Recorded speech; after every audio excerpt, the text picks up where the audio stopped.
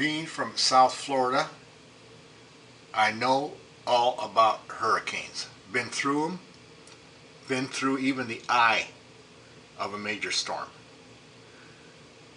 But they just don't get it in Biloxi. Now you see that structure there? It's built up on pilings because they know the water in a hurricane, the water is going to rush up underneath there and tear everything up. So they don't put anything down below. Everything is above. But look what's above. Plywood. Plywood does not stand up in a hurricane. We had in Miami a place called Country Walk. That was, the whole village was made out of plywood. Looked pretty outside, 2-car garages, but it all plywood. Do you know that when Hurricane Andrew hit, every one of those houses were tore to pieces. The entire village was gone. Empty lots with debris all around. And because the contractors were cheap and it had been so long since they had a hurricane, they started building out of plywood. Now it's illegal in Miami and South Florida to build out of plywood. But look, here in Biloxi, oh yeah, they're going to let the water run through the bottom. But that top structure ain't going to be there after a good storm. Now I have a choice this morning. I can watch TV or I can look at this scene. I think I'm going to spend time just looking at this scene. Makes me feel like I'm on a cruise ship on a balcony looking out on the water. Except this is better than the cruise ship view, because the cruise ship, all you can see is water. There's no islands or a little bit of land or beach to break it up, and hardly even a passing ship to look at. So this view is much more entertaining than even the balcony on a cruise ship. Plus, I got my table, have my coffee and donut, just like on the balcony of the cruise ship. Now I just took a waste basket from the bathroom, and this is going to be my tripod stand as I zoom in. Put the camera right here. Got my chair close by, my coffee and donut. I see something interesting going by. I just set the camera on top of this tripod and zoom in.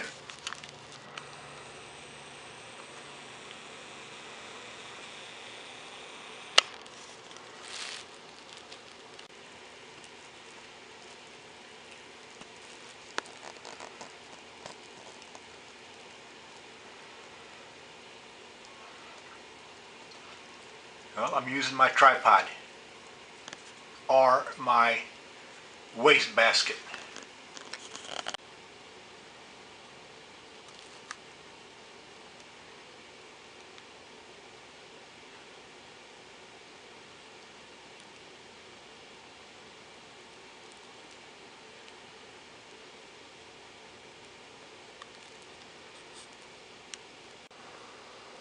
Next to the new plywood construction, as you can see, the remnant of Hurricane Katrina, that dock. That's basically what was left up and down the Gulf Coast here in this area after Katrina.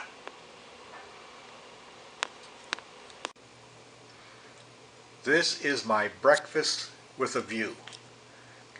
Thankfully, they have in-room coffee, which a lot of casinos don't even bother with. And I brought my own sweet roll. So this is just like being on a cruise ship, except the room service is free and better.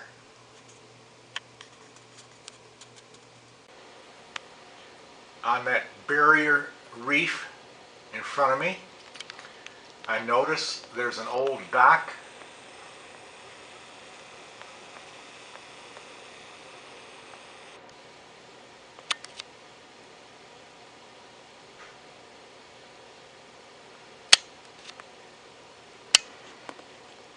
right there. That's the before Katrina dock. Then there's a new dock over there. And there looks like to be a beach. But I don't see any people on this barrier reef. No people whatsoever. But I guess it's a nice place to go over, take your boat, and picnic if they allow it, if you're not trespassing on private land or government land. But it's a nice feature. If you can, take your boat over there, tie up. I think you can tie up to it, go fishing, or just hang around on the beach. I was at the Hard Rock Casino last night playing my nickel poker. Had 2 drinks and lost about, I would say it was about $1.75. And I had 2 drinks and I must have played for about an hour and a half, which I enjoyed. Anyways, the young lady serving drinks, first time she come over, and she said, what do you have? I said, okay, give me a rum and coke, thanks. So I put my dollar on the machine waiting for her to come back, and I continued to play. She brought the drink over, and I gave her $1, and I said to her, I said, you're a nice lady. And her face just beamed, like she never heard that before. And then she come back later on and asked me if I want another drink. I said, no, I'll catch me on the next one, because I was kind of drinking slow. So then she finally come back again, and I said, yeah, I'll have another rum and coke. So I put another $1 in front of the machine. She come back and give me my drink. And I give her $1. And then I said to her, I said, you know, you have a very beautiful smile. It's very attractive. And she just, her face, entire face lit up. And it's like she'd never heard that before. But I always like to do this with these women because, you know what, they work all day long serving drinks. The most they get is a thank you. And at the worst case, when some guy hands over the buck, he says, well, come on now, bounce your boobies for me. But I just love complimenting these gals because they deserve it, and rarely do they ever hear it. This is a tough one to explain, so I'm going to do it in bits and pieces. But this kept me up half the night. I get some of my best ideas through insomnia. But I was thinking about steak, the big cut of juicy meat called steak. And I said to myself, half sleeping, as I've had it with steak.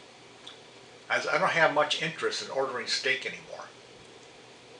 And one of the reasons is it's just a big hunk of meat. That's it.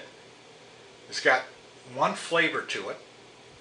And for me, if they could give me a 4-ounce steak, I'd buy it. But they don't come that small. They come in as small as like an 8-ounce steak. After 4 ounces, I've had it. I start to notice, you know, I'm doing a lot of chewing here. I get tired of chewing. But then I started thinking about, you know, cooking shows. Cooking shows never feature steak. Because there's nothing to cook on a steak. You put it on a grill, you cook it, and there's probably only a couple of good ways to cook it, and that's it. You can't add anything to it. There's no work to it. The only difference in steaks is the cut of the meat. And I guess the Japanese Kobe steak is supposed to be the premier beef. But if you got a cooking show and you're doing steak, it's pretty boring to watch. All you're doing is putting a piece of meat on the fire and flipping it. And maybe a little pepper or something like that. But you can't make a TV show out of cooking steaks.